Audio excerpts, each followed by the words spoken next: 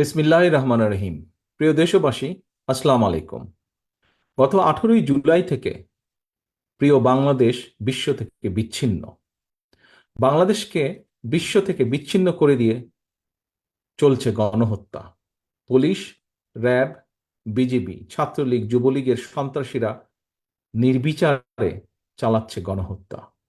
গণহত্যায় ছাত্রছাত্রী সহ এ পর্যন্ত 500-র মতন মানুষ শহীদ হয়েছেন, আহত হয়েছেন অসংখ্য অগণিত মানুষ। হতাহতের সংখ্যা প্রতিদিন বেড়ে চলেছে। বর্তমানে বাংলাদেশে প্রায় গৃহযুদ্ধ পরিস্থিতি বিরাজমান। দেশের নিয়ন্ত্রিত গণমাধ্যম সত্য প্রকাশ করতে পারছে না, বন্ধ করে দেওয়া হয়েছে ইন্টারনেট।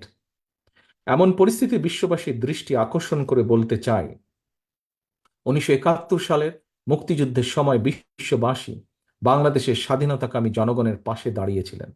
বর্তমানেও বাংলাদেশের চলমান গণহত্যা বন্ধে নিরস্ত্র জনগণের পাশে দাঁড়ানোর জন্য বিশ্ব বিবেকের কাছে জানাই উদাত্ত আহ্বান।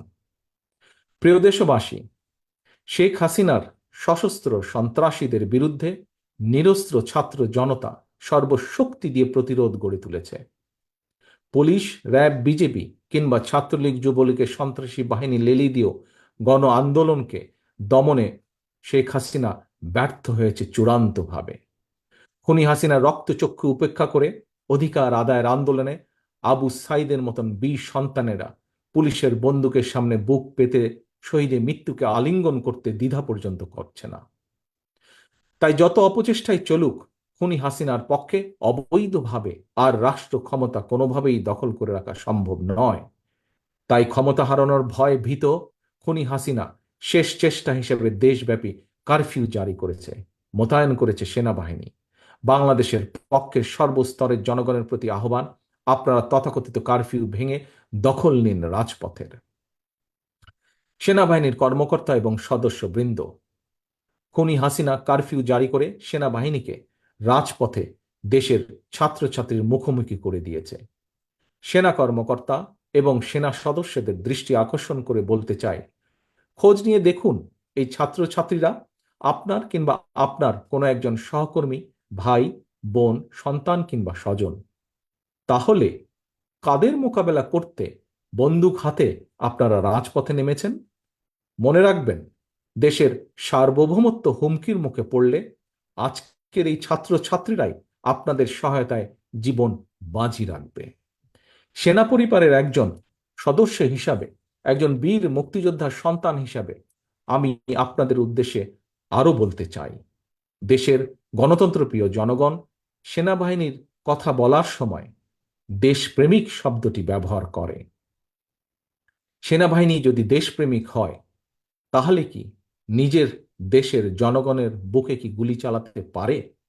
তাই সময় এসেছে আপনাদের সিদ্ধান্ত নেবার, সেনাবাহিনী কি দেশ এবং জনগণের পক্ষে থাকবেন, নাকি তাবেদারি শাসনের অধীনে নিজেদের মর্যাদাকে ভুলুণ্ঠিত করবেন? আমি আপনাদেরকে আরো একটি বিষয় স্মরণ করিয়ে দিতে চাই, সেনাবাহিনীর প্রিয় সদস্যবৃন্দ। 2009 সালে বিডিআর পিলখানায় আপনাদের সাহসী সহকর্মী সেনা কর্মকর্তাদের যখন নির্মম নিষ্ঠুরভাবে হত্যা করা হচ্ছিল, আপনাদের সহকর্মীদের পরিবারের সদস্যদেরকে যখন অপমান অপদস্থিত করা হচ্ছিল, সেই সময় সহকর্মীদের রক্ষায় আপনারা কি কোনো ভূমিকা রাখতে পেরেছিলেন? প্রশ্ন করুন নিজেকে, কেন সেদিন পারেননি? কখনো কি নিজের বিবেককে জিজ্ঞেস করেছেন আপনাদেরকে কেন সেই সময় ব্যারাক থেকে বেরিয়ে আসার অনুমতি পর্যন্ত দেওয়া হয়নি? আজ এত বছর পরও কি আপনারা আপনাদের সহকর্মীর হত্যার সুষ্ঠু বিচার পেয়েছেন? হত্যার বিচার না হয় দূরেই থাক, তাবেদার স্বৈরাচারের কাছে সহকর্মী হত্যার বিচার সাহস কি আপনাদের আছে? সেনাবাহিনীর সদস্যবৃন্দ, নিজের বিবেককে জিজ্ঞাসা করুন, কেন আপনারা সেই সাহস আজ হারিয়ে ফেলেছেন?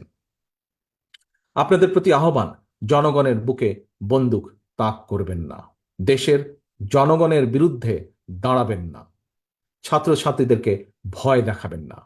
আজকের এই গণশত্রু হাসিনা, খুনি হাসিনা অবৈধ ক্ষমতার লিপ্সা মেটাতে এই ইউনিফর্মের অমর্যাদা করবেন না। ব্যারাকে ফিরে যান, অরক্ষিত সীমান্তে সতর্ক নজর রাখুন। প্রিয় দেশবাসী, চাকরিতে কোটা সংস্কারের দাবিতে ছাত্রছাত্রীরা আন্দোলন শুরু করেছিল। ছাত্রছাত্রীদের আন্দোলন নিয়ে খুনি হাসিনা এবং সাবেক ছাত্রলীগ নেতা প্রধান বিচারপতিও উস্কানিমূলক বক্তব্য প্রদান করেছিল। আন্দোলনকারী ছাত্র জনতা তাই খুনি হাসিনা কিংবা এই প্রধান বিচারপতির আদালতকে বিশ্বাসই করে না। সুতরাং খুনি হাসিনাকে রক্ষার জন্য আদালত কি রায়, এই নিয়ে জনগণের মোটেও মাথা ব্যথা নেই।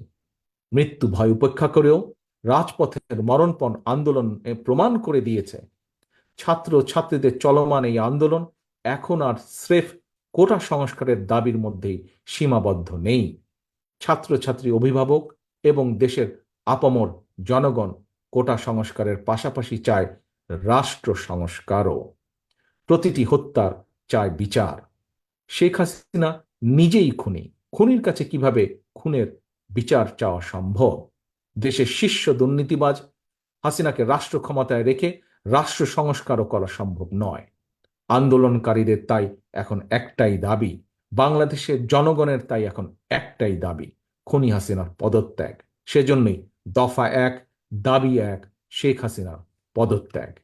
প্রিয় দেশবাসী, একজন রাজনীতিক হিসাবে আমি আমার দলের নেতা কর্মী সমর্থকদের প্রতি এবং সন্তানের একজন পিতা এবং একজন অভিভাবক হিসাবে দেশের সকল সম্মানিত অভিভাবকদের প্রতি আমার বিনীত আহ্বান, খুনি হাসিনার খুনি বাহিনী আমাদের সন্তানদেরকে রাজপথে হত্যা করছে।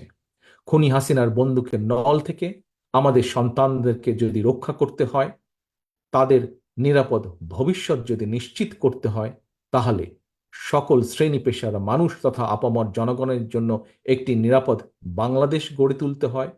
খুনি হাসিনার পতনের আন্দোলনের সর্বশক্তি দিয়ে তাহলে চূড়ান্তভাবে মাঠে নামুন। আজ, এখন থেকে, এই মুহূর্ত থেকে বিজয়ের ঘণ্টা বাজতে শুরু করেছে জনগণের পক্ষে। কিছু সময়ের অপেক্ষা মাত্র, ইনশাল্লাহ। আল্লাহ হাফেজ। বাংলাদেশ জিন্দাবাদ। বাংলাদেশ জাতীয়তাবাদী দল জিন্দাবাদ।